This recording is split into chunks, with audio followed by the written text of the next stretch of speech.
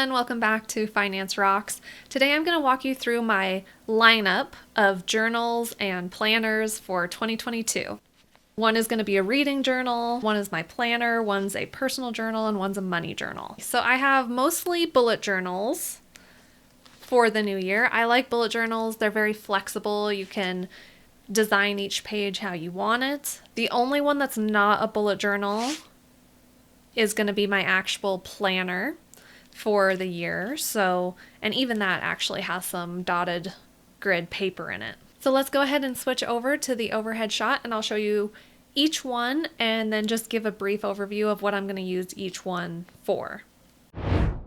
First up is my Leuchtturm 1917 copper. It's the special edition metallic version. It is a medium size, which is A5, and it's 80 GSM paper thickness. As you can see, it is dot grid. Maybe you can see. I do get ghosting in this notebook, in the one that I had for last year, so I do skip every other page. If I wasn't sharing stuff publicly from this, I would just use every page. This is going to be my money journal for the year. I've started going through and outlining some of the pages. It does have a double bookmark, which is nice. And that's it. You'll be seeing this journal quite a bit. Next up is my new Rocketbook Everyday Planner. Now this is a reusable smart notebook, which I had never heard of, but I'm really excited about using it. So how it works, it has these thick, kind of slippery pages, and you write on it with an erasable pen. It's friction erasable clicker pen. This one is 07 by Pilot.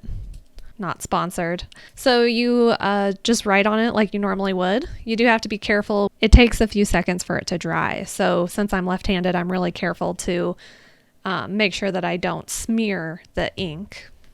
And it came with a microfiber cloth that then I can just get damp and just wipe that off. So what you do is after you have the pages filled out, once you're done with them, what you can do is you take a photo of them and it will automatically send it to whatever destination you mark on the bottom here. So for example, if I marked the star down here at the bottom and then take a photo, it'll use this little QR code and it'll send it automatically to the destination that I set for the star. I know they're hard to see, but there is the Rocketbook symbol, a diamond, apple, bell, clover, star, and horseshoe. So 7 different locations that you can set up digitally for your scans to go to. I'm not sure how many of my weeklies I'll save, but this will be helpful for the notebook pages in the back to be able to take a page of notes, scan it, and then there is some OCR functionality for these where it's supposedly able to translate some of your handwriting into text. So just really nice for note taking. I plan on sending my pages to Evernote. That's where I mostly keep my notes just because I like the searchable functionality of Evernote. So, but you can set up other destinations like I think Google Drive is one, Dropbox, basically anywhere online I think that you can get a link to, you can set up these little individual icons to send to that location. So I won't even need to file it. I can just take a picture of it and it'll automatically send to that location. So I got the planner version. They have plain notebooks as well. So it has monthly pages, monthly calendar pages, the weeklies. Then in the back here, there are 2 pages that are custom tables. I know it's hard to see, but there's little hash marks on the tops and bottoms where you can draw lines in to build your own table. There are a few of these checklist pages, which are nice. You can just automatically go through and check off whatever you're working on. These are basic lined pages. And then there's a few dot grid pages. This is not regular dot grid. I know it's really hard to see, but the dots go around a square. I don't know why. Seems odd to me. I have a lot of dot grid stuff, so I was surprised to see that the dot grid is not just a page of dots. It's missing. It's missing this one, this one, this one.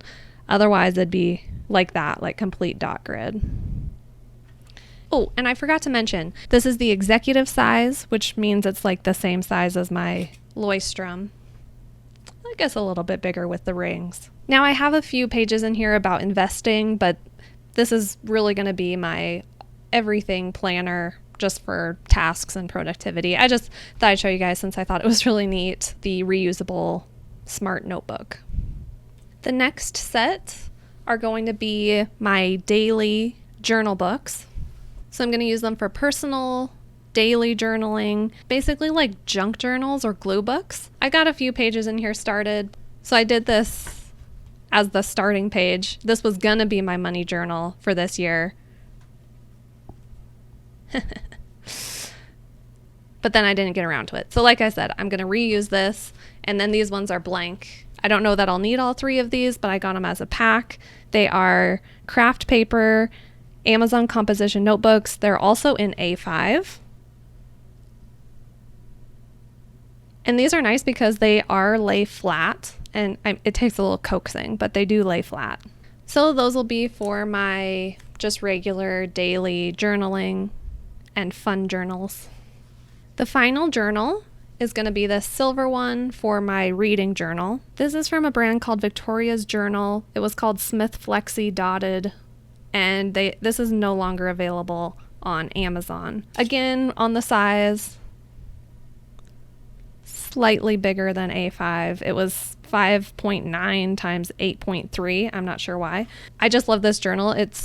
The material is very flexible and I like the feeling of it. It is in off-white.